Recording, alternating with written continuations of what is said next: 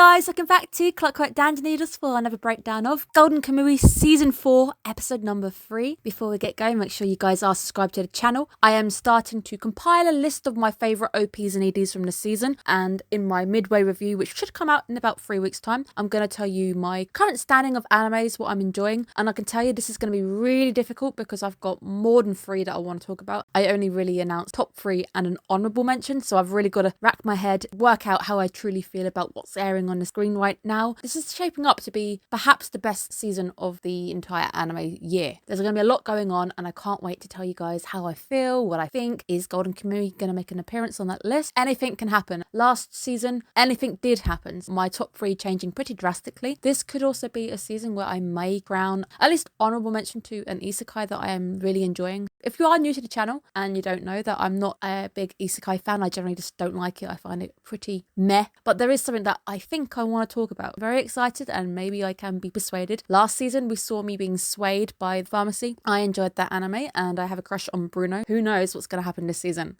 Another episode to talk about. This is another episode that happens away from our main group. Interesting in a sense, but I think it's good as well because we are getting some world building done. Now, I was told initially this would be a season that's focusing on our 2 main groups. We do see them this season as well, taking actions in the darkness without even having the leaders of those 2 groups even present. We are told at the bath time talk at one of these hot springs that I really want to go to is there's a strange man running around. We initially think he's wearing getter sandals, but no one's quite sure. The guys initially who see it think it's a tattooed prisoner, which turns out to be the case. Initially, they believe that they're the only ones who take it seriously. Captain Leaky Brain presence in the hot springs, those guys are faking, not leaving them because they are obviously there to track down this prisoner and they don't want to say anything because they're trying to fool the attendees at the springs because they are the guys they're actually seeking out. Our characters who are trying to make a gift for Captain Leaky Brain. This would be another ex-prisoner, another tattoo going to his collection. We can now see the rift forming between Hijikata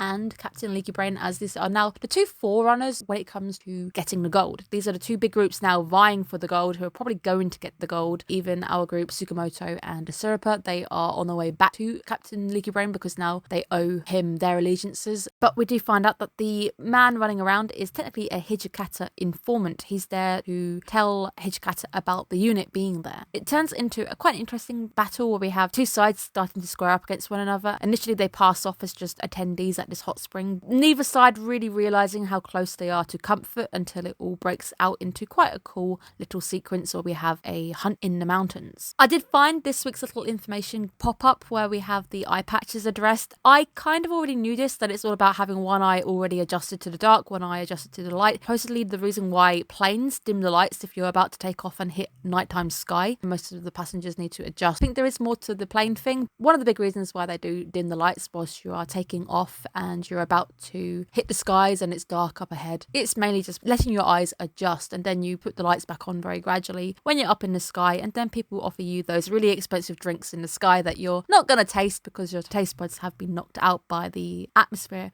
We do get to see this in action with the eye patch. The battle at the hot springs ends up going south quite quickly. It goes in Leaky Brain's favour quite fast. He's already aware that there's going to be a nighttime fight. He's going to dim the lights. He's got an eye already ready to see in the dark. It's interesting to see that Leaky Brain was already ahead, already hunting this guy down. Scary Leaky Brain can be, even though he's not even present. We haven't even seen him this season just yet. I think he's coming next episode. I get a feeling episode 4, we're going to see him returning to our screens. I just get that feeling. We're already seeing where Hijikata is up to, and Hijikata is recovering after being buried alive, so we'll have to catch up with him at some point as well. I would also really like to see the ice static mites for real. Hopefully that's a real thing and that's not just the anime making things up, but I really would like to see this. I did think it was quite clever with the trap. His strongest sense is his hearing. He ends up leading them into a cave where he can use his echolocation to its fullest, and for a little bit it does seem that the guys are pinned and they can't move. It's a bit weird as well because obviously you've got 2 characters here who can't see in the dark. Their eyes haven't adjusted so they can't see the ice, but the guy who was wearing a eye patch seems to lose the ability to see as soon as he gets into the cave, but he is the one who ends up firing a bullet into the guy. Golden Kamui also prevailing as the home of history, telling us about one of the worst mountaineering accidents ever, and it's pretty scary to know that a training exercise ended up costing 200 lives nearly. That is scary stuff. With Golden Kamui, power of nature is something that it never ceases to not capture. It's how harsh and this is how scary the winters can be, and especially when we had those episodes when we were in the Russian winters. If you can't find any warmth, if you don't stay low in these holes, you're going to die. That's how scary the force of nature can be. Moving into the next scene where we have clever hunt taking place. A clever trick of breaking the branches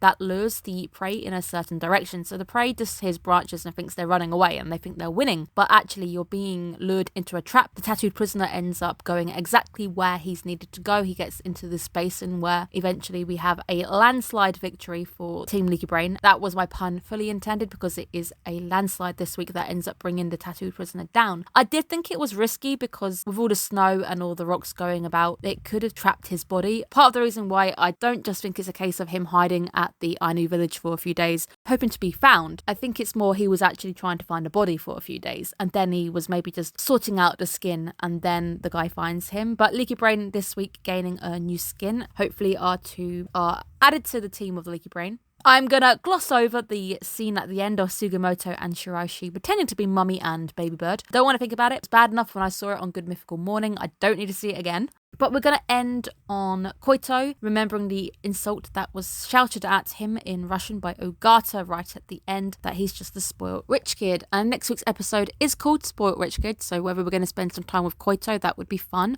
Maybe hints that Ogata may be coming back. Still think it's going to be too early. I would be very shocked if he comes back in this season. I would actually expect him to be laying low for even a few seasons, depending on how much material there really is. It's another good episode, but it's an episode away from our main characters. Us getting some story and world building outside of the main group, which I think is sometimes welcomed, especially if a lot's happened. And a lot did happen at the end of season 3. We still haven't met the character in the poster, which I'm very excited to meet because his hair is just insane. And also those eyebrows are manic. He looks a bit like Kiro, but I don't think he's related to Kiro. There is so much going on. I really enjoy this. Even if it is a bit more of a serious episode where we're just focusing on other characters, it's still interesting. It's still world building. And we're taking away right now that Captain Leaky Brain is on his way. He's got another tattoo. Those are the takeaways from this episode. We've also got this lingering shadow that is Ogata. A lot of our characters have been affected by what happened with Ogata. It's going to be interesting to see what happens next week with Koito, because he was another character who was close to Ogata for a little bit. Thank you guys so much for tuning in. I hope you're enjoying the breakdowns and enjoying the season. It's been one hell of a season so far. I really can't wait to tell you guys my top 3 OPs and EDs. There's a lot of good stuff coming out. I've also got a few favourites already in my brain, earworming already with some of the songs. So some good songs coming out. Thank you guys so much. Make sure you're taking care of yourselves. Wrap up warm. We're going into those colder seasons. Have a good day, guys. Bye-bye.